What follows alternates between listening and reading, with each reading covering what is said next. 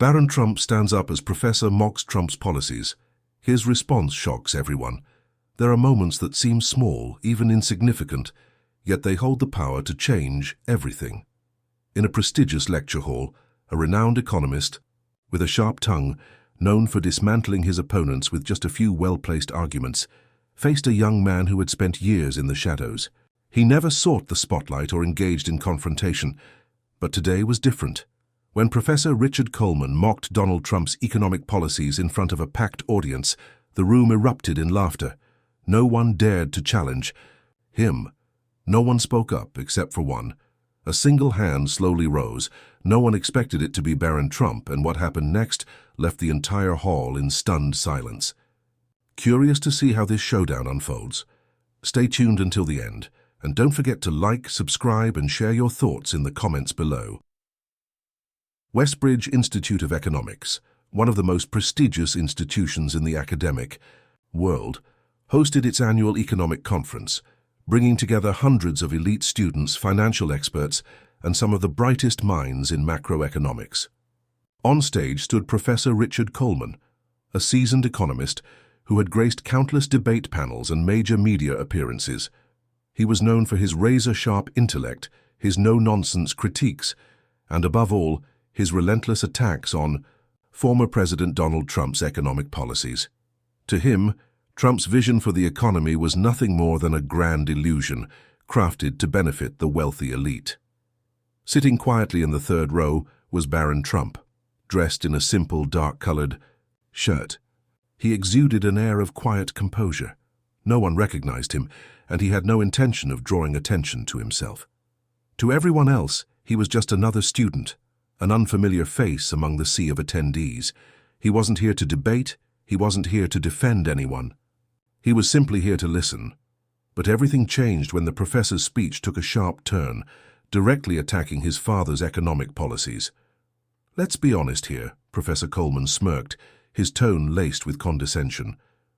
"The economic policies implemented by Donald Trump, from corporate tax cuts to the trade war with China, to his so-called stimulus packages, were they actually effective, or were they just impulsive, baseless decisions with no real economic foundation?" A few students chuckled, others nodded in agreement. No one objected. Barron clenched his hand under the desk. He had heard these criticisms before. For years, he had watched people dismiss his father's policies with the same smirk, the same ridicule. But today, here in this very room, something inside him stirred. Professor Coleman let his gaze sweep across the lecture hall before flashing a taunting smile. "Is there anyone here who can present a strong argument in defense of these policies?" Silence. No hands were raised, no voices spoke up except for one. A single hand slowly rose into the air. No one expected it to be Barron Trump. The lecture hall at Westbridge Institute of Economics fell into an expectant silence as Professor Richard Coleman stepped onto the stage. He didn't need a microphone. His deep, commanding voice carried effortlessly across the room. His sharp eyes scanned the audience of eager students before he spoke slowly and deliberately.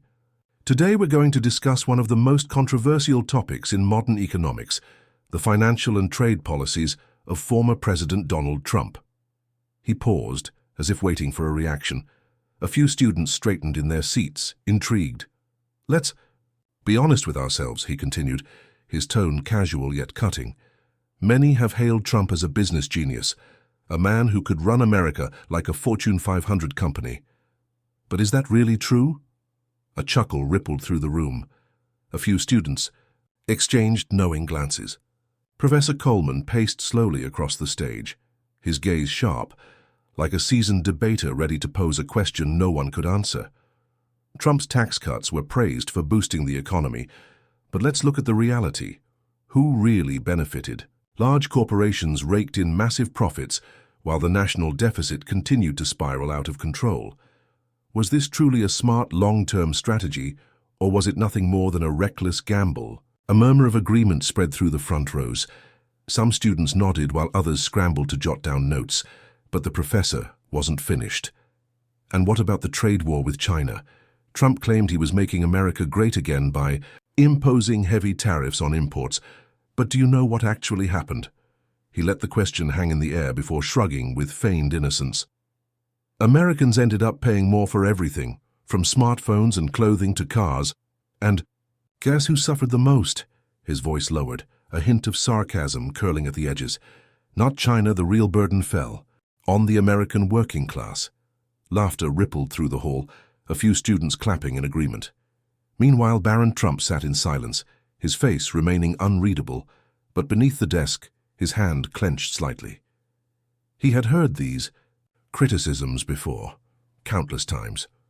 But today, sitting in this hall listening to each word laced with mockery, it felt different.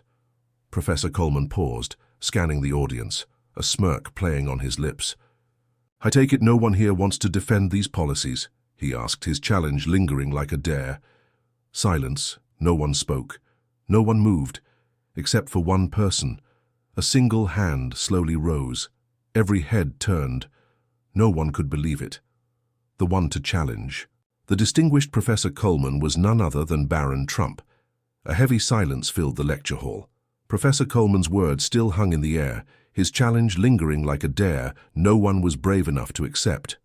"I take it no one here wants to defend these policies," he repeated, his smirk growing as he scanned the room. But then a single hand rose. At first people barely noticed, but as soon as they realized who it belonged to, the atmosphere shifted instantly. Gasps rippled through the audience. Students turned in their seats, whispering in disbelief. Some even nudged their friends, making sure they were seeing what they thought they were seeing. Barron Trump, the son of the very man Professor Coleman had just ridiculed. Professor Coleman arched an eyebrow, clearly intrigued. He hadn't expected anyone to challenge him, let alone him. "Well, this is interesting," he said, folding his arms and stepping slightly forward. "It appears we have someone willing to enter the ring. By all means, let's hear it." Barron didn't hesitate. He rose from his seat, his posture steady and composed. He wasn't flustered, nor was he seeking attention. There was no arrogance in his demeanor, just quiet determination. He looked straight at Professor Coleman, his voice calm yet firm. "Professor, you've made bold claims about my father's policies, but I have just one question for you." The room fell into complete silence. Barron's next words would change everything. A charged silence filled the air. All eyes were locked on Barron Trump, a young man who had just stood up to challenge Professor Richard Coleman, a man known for tearing apart political arguments with ease. The professor tilted his head slightly, his expression unreadable. "All right," he said, his voice carrying a note of curiosity. "You have the floor. Let's hear your defense." Barron didn't blink. His voice was steady. "Professor, you claim my father's tax policies only benefited the wealthy. But let's look at the data. After the tax cuts, unemployment rates among African Americans and Hispanics hit historic lows. Wages for blue-collar workers rose significantly. If the tax cuts were only designed to help the rich, why did we see these improvements for the working class?" The room stirred. Some students shifted in their seats, exchanging glances. That wasn't a point they had heard before. Professor Coleman smirked unfazed. "Tax cuts may create short-term gains," he countered, "but they also led to a massive budget deficit. So tell me, Barron, was it worth it? Who's going to pay that debt?" Barron nodded, as if he had expected this. "That's an interesting argument, Professor. But if raising taxes were the solution, then why has the national debt continued to grow under every administration, including those that raised taxes? The problem isn't tax cuts, it's reckless government spending." A murmur swept through the hall. Some students leaned in closer. This was no ordinary debate. Professor Coleman's smirk faded slightly, but he pressed on. "Then what about the trade war?" He took a step forward, voice sharp. "Tariffs on China drove up costs for American consumers. How do you defend that?" Barron didn't hesitate. "Professor, for years China manipulated currency, stole intellectual property, and undercut American manufacturing. Should we have just let that continue? Yes, the tariffs had short-term costs, but the alternative was long-term dependence. Are you saying the US should have done nothing?" This time the professor didn't answer immediately. The tension in the room was thick.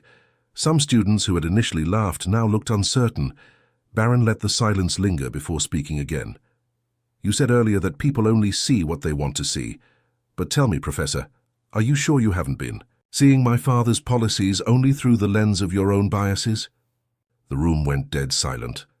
For the first time, Professor Coleman had no immediate comeback, and at that moment, everyone in the hall realized this debate was far from one-sided. A heavy silence filled the hall. All eyes were locked on Professor Richard Coleman, a man who had spent his career dismantling arguments with ease, yet now for the first time he had no immediate response. The professor stared at Barron Trump, his sharp gaze searching for a flaw in the young man's reasoning. But there wasn't one. Barron had come prepared, not with emotion, but with logic, not with arrogance, but with facts. The weight of the moment pressed down on the room. Even those who had laughed earlier now sat frozen, waiting for what would happen next. Then Professor Coleman did something no one expected. He let out a quiet breath, then slowly nodded. "I won't say that I completely agree with you, Barron," he said at last, his voice measured. "But I have to admit, you've given me something to think about." Gasps rippled through the room. Some students exchanged stunned glances. Others sat in disbelief. For the first time, the professor, who had prided himself on having all the answers, was reconsidering his own stance. Barron didn't smirk. He didn't celebrate. He simply nodded back, as if this moment wasn't about victory, but about challenging perspectives. And in that instant, the power in the room shifted. The room erupted. For a moment, the hall remained eerily silent, then a wave of whispers rushed through the crowd. Some students exchanged astonished glances. Others frantically typed on their phones. A few even sat back, absorbing what had just unfolded before them. A renowned professor known for dismantling arguments with ease had just acknowledged a student's challenge. And not just any student, Barron Trump. The video went viral within hours. Clips of the debate began circulating on social media. Barron Trump's debate started trending on Twitter. News outlets picked up the story, some praising Barron's poise and intellect, others fiercely debating his points. Political analysts, journalists, and influencers all had something to say, some in support, some in criticism, but none ignoring what had happened. A tweet from a well-known journalist went viral. A student just made one of the sharpest economists rethink his stance. No matter where you stand politically, that's something worth watching. The comment section was on fire. "I never expected Barron Trump to be this articulate. Respect." The professor didn't lose, but he definitely wasn't prepared for that level of pushback. People should stop underestimating Barron Trump. The kid knows his stuff. Professor Coleman responds. 2 days later, Professor Coleman broke his silence with a post on Twitter. "As an educator, I take pride in challenging students to think critically. But this week, a student challenged me, and that's exactly what learning is about. Well done, Barron Trump." His statement didn't mean he had changed his views entirely, but it showed respect, not just for Barron, but for the power of honest debate. Barron read the tweet. He didn't respond publicly, but when a friend asked him what he thought, he just smiled and said, "I wasn't trying to win. I was just trying to make people think." An unexpected invitation. A few days later, an email arrived in Barron's inbox. It was from a major economic think tank, inviting him to participate in a panel discussion on the future of U.S. economic policy. A friend looked over his shoulder, eyes wide. "Dude, you're making waves," Barron chuckled, shaking his head. "I don't want waves. I just want people to ask the right questions." But deep down he knew this was only the beginning. What had started as a simple lecture had ignited a national conversation, a lesson beyond the debate. That day, Barron Trump didn't just participate in a debate. He challenged assumptions. He made a respected professor stop and think. And most importantly, he sparked a conversation that went beyond that lecture hall. But Barron never sought recognition. He never wanted the spotlight. When asked about his viral moment, he simply said, "Before we judge, we should ask questions. Before we dismiss, we should listen. Because sometimes the truth isn't what we've been told, it's what we've never thought to ask." The beginning of something bigger. The debate at Westbridge Institute wasn't the end of Barron's journey.